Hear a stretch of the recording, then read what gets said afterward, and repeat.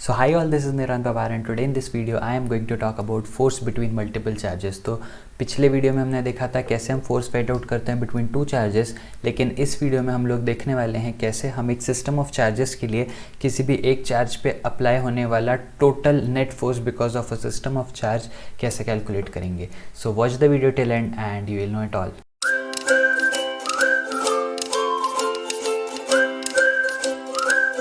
तो अगर अब तक आपने मेरा पिछला कूलम्स लॉ वाला वीडियो नहीं देखा है तो ऊपर आई बटन पे जाके पहले वो वाला वीडियो देख लेना, बिकॉज उसमें हमने डिस्कस किया था कैसे हम फोर्स फाइंड आउट करते हैं between any two charges.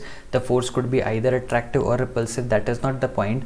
The point is how do I calculate the magnitude of the force, and also मैंने उसी को वेक्टर फॉर्म में भी बताया था कि हम किस तरीके से कैलकुलेट करते हैं। राइट नाउ इस वीडियो में हमारा एजेंडा क्या है कि जब मेरे पास दो से ज़्यादा चार्जेस आ जाते हैं तो किसी भी एक चार्ज पे एक्ट होने वाला जो फोर्स है that would be a combination of multiple forces because of multiple charges. तो हम लोग उस एक चार्ज पे एक्ट करने वाला जो नेट फोर्स है वो कैलकुलेट करना चाहते हैं। राइट, तो सबसे पहले मैं क्या करूँगा, जैसा हमने पिछले वीडियो में भी किया था, मैं सबसे पहले कुछ चार्जेस ले लूँगा। सिंप्लिसिटी के लिए मैं सिर्फ 3 चार्जेस ले रहा हूँ फिलहाल। राइट, इसको बोल देते हैं चार्ज Q1, इसको बोल देते हैं चार्ज Q2 और इसको बोल देते हैं चार्ज Q3। राइट, फिर मैंने आपको पिछले वीडियो में ये बात भी बताई थी कि जब हम इन तीनों चार्जेस को हमारे कोऑर्डिनेट एक्सिस मतलब x axis and y axis से देखेंगे तो मुझे क्या मिलेगा, मुझे इनके पोजीशन वेक्टर्स मिल जाएंगे। राइट, तो मैं क्या करता हूँ, रेड कलर से सपोज इनके पोजीशन वेक्टर्स बना देता हूँ।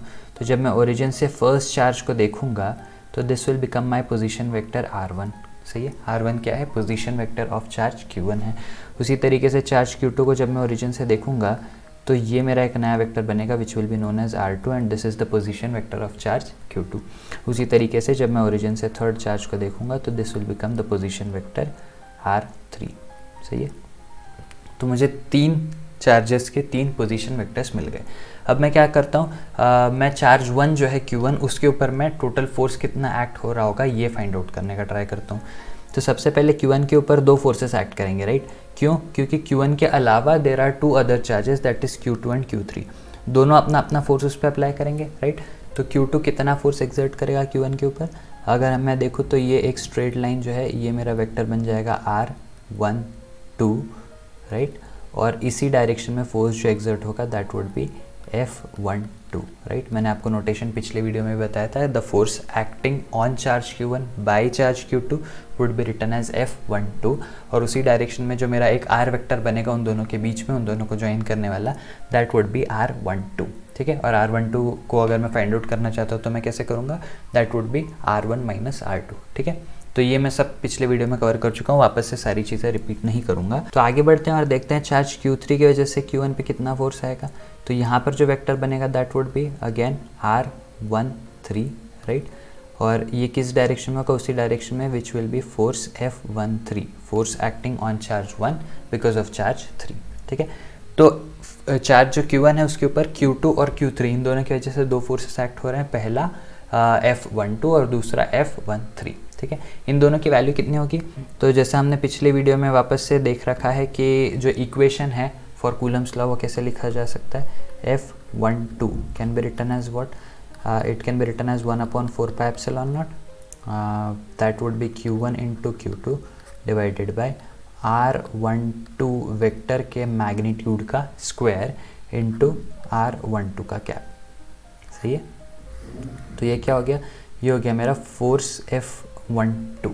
ठीक है, उसी तरीके से फोर्स F13 की वैल्यू कितनी हो जाएगी, this would be 1/4 pi epsilon not Q1 into Q3 divided by R13 जो वेक्टर है उसके मैग्नीट्यूड का स्क्वायर इंटू R13 का cap.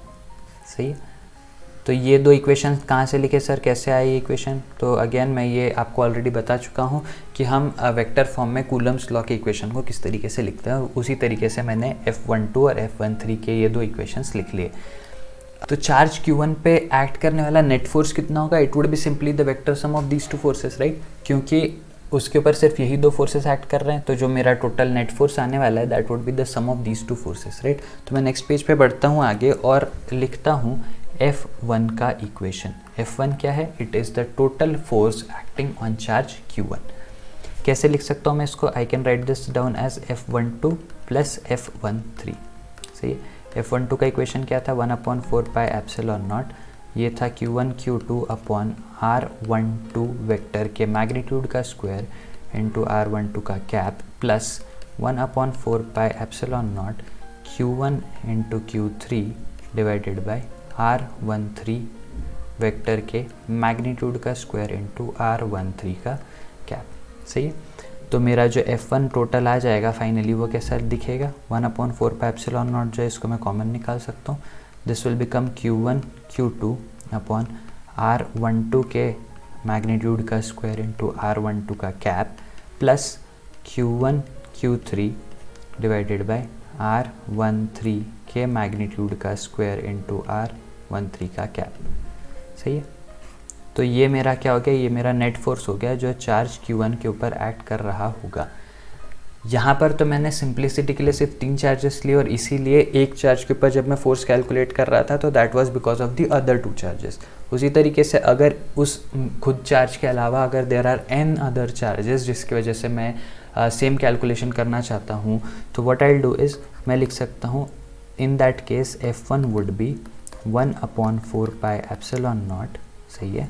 That would be Q1 Q2 upon R12 के मैग्नीट्यूड का स्क्वायर इंटू R12 का कैप प्लस, ध्यान से देखना ये जो ऊपर वाला भी इक्वेशन है मेरे हर एक टर्म में Q1 तो कॉमन रहेगा। सही है, क्योंकि Q1 का Q2 के साथ, Q1 का Q3 के साथ, Q1 का Q4 के साथ, तो Q1 जो है वो तो कॉमन रहने ही वाला है। चाहो तो आप उसको भी ब्रैकेट के बाहर लिख सकते हो, लेकिन जस्ट बिकॉज कन्फ्यूजन ना हो इसलिए मैं उसको वहीं रख रहा हूँ। तो ये कैसा दिखेगा, second term would be Q1 into Q3, यहाँ पर आएगा R13 के मैग्नीट्यूड का स्क्वायर, यहाँ पे आ जाएगा R13 का कैप, और इसी तरीके से चलते चले जाएगा कहाँ तक, nth चार्ज तक, and that would be Q1 into Qn divided by R1n के मैग्नीट्यूड का स्क्वायर इंटू R1n का कैप। राइट, यहाँ पे प्लस साइन रहेगा, ये लास्ट टर्म रहेगा। तो this would be the total force acting on charge Q1 because of combination of n charges या system of n charges, right? तो मैंने क्या किया, मैंने सिंपली कूलम्स लॉ लगाया हर 2 चार्ज के कॉम्बिनेशंस के बीच में और उन सारे फोर्सेस को ऐड कर दिया, and this is exactly how you calculate the force acting on a charge because of multiple charges around it. तो आई होप आप लोगों को ये वीडियो समझ में आया होगा। आई होप आप लोगों को अब मल्टीपल चार्जेस वाले सिस्टम के केस में टोटल फोर्स कैलकुलेट करना भी आ गया होगा। अगर इस वीडियो के थ्रू आपके नॉलेज में थोड़ा भी वैल्यू ऐड हुआ है और अगर आपको इससे हेल्प हुई है तो प्लीज़ वीडियो को लाइक कर देना और अपने उन फ्रेंड्स के साथ शेयर कर देना जो इस टॉपिक के साथ स्ट्रगल कर रहे हों। साथ ही साथ मेरे चैनल को सब्सक्राइब कर देना सो दैट जब भी मैं नेक्स्ट वीडियो अपलोड करूँ आपको उसका स्ट्रेट अवे नोटिफिकेशन मिल जाए। So I will see you again with the next video of the series. Till then be happy, be safe, take care, bye bye.